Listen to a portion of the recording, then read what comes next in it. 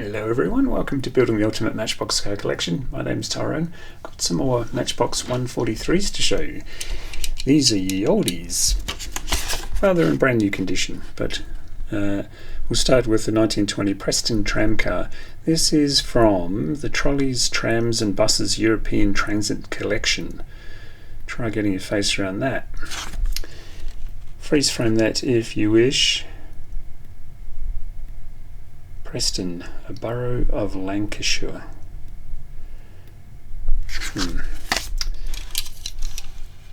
That's old. That's super old. Did we see what year it was? 1920. Imagine the world in 1920. It was just kicking off after the First World War. There's stairs back and front.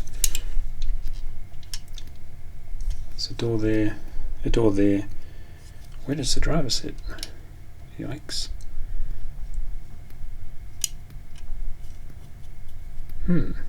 That's a conundrum. Where does the driver sit or stand? I know the San Francisco trams are on a pulley and there's a belt or a rubber rope underneath the ground, underneath the road, that is continuously moving, and they're either riding on it or not. So when they apply the brake, it actually grabs the rope and pulls it along. So not what you'd expect, but me being me, I questioned the conductor and found out. But who knows, maybe the dude stood up somewhere and did the same thing on these, or maybe they're electric. Maybe I should read the damn card if it tells me. Oh, I can't see it there. It's nice anyway. Yorkshire relish. Ooh, I could go some relish. A source of good taste. Birmingham Corporation Tramways. So that's number one. I hope that's... Ooh, it's just in shot. I'll jam that under there. Like so. Number two to show you is probably my... I don't know. It's one of the better ones of the bunch. Glasgow Corporation. George Square we're off to. Maybe you live within a stone's throw of George's Square. Sketch, best pictures on the back, and the license plate. I like it. I like the colour scheme. A cocoa you can enjoy. Van Houten's cocoa.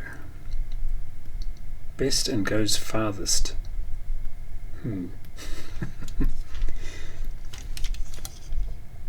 It's funny, the advertising campaigns.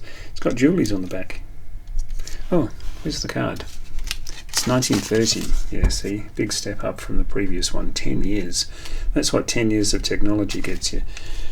Driver gets to sit down. Massive difference.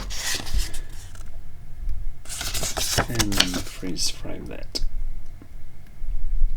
Leyland Motor Company. Cool, huh? You always think back to this era as we look upon number three. Oh, it's a 3-axle. It's the Diddler Trolley, 1931. Strange name.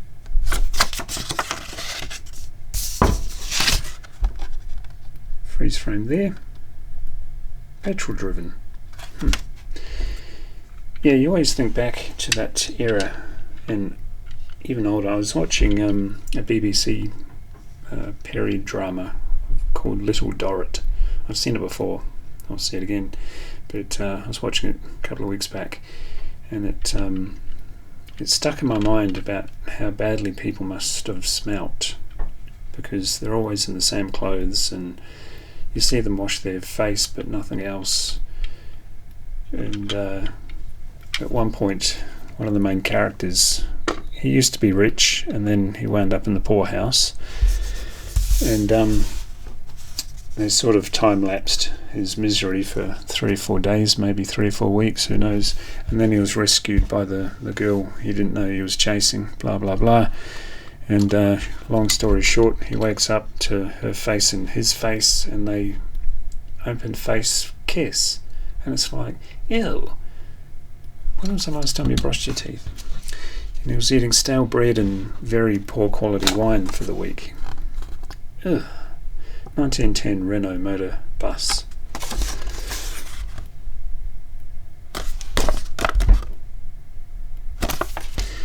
I know they 1910, yeah, just a few years before the First World War, but it's not like it was all roses before then, was it? Gare de Lyon, which is Lyon Station, I believe. It's off to the traino. Yeah, it wasn't all roses just before the First World War. We always think of the World Wars as being the only troubling times, but there's an average of 36 wars on the planet at any given time. So we're always squabbling, aren't we? I'll absolutely butcher that if I tried to read it. But you know me, I'll give it a crack. Saint-Symphorien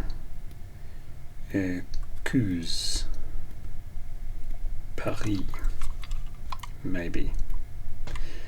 All the French and Belgian viewers are going, oh my god. That's a nice one.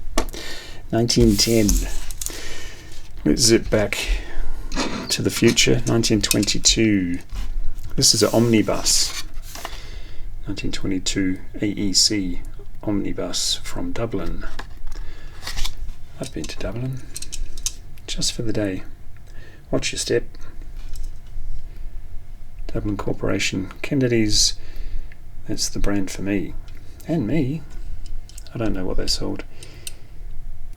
And what is that? Hayton's for fuel. O'Connell Bridge. Does everything begin in an O in Ireland? I love Dublin. We flew there from Bournemouth. It was a day trip. A holiday while we were on holiday. It's great. We had lunch at an Irish pub, but they didn't call it an Irish pub, they just call it a pub. Everything's Irish. Great food, great people. It's great. Great! I like it. Anytime I get into anything double-decker, I have to go upstairs. I don't know who sits down here. Maybe non-tourists, I don't know. It's cool. When I was in Sydney, they have double-decker trains, and it's actually cooler to go in the down bit because feels like you're sitting on the tracks. It's fun. Sixth and final one to show you today is the 1922 Scania Post Bus. Stockholm Automobile Traffic Aktiebolag. Probably not how you say it. Phonetically in English, that's how you say it. Probably throwing a spanner in those works too. When was this? 22. And this looks familiar, but we'll check it out. Oh wow.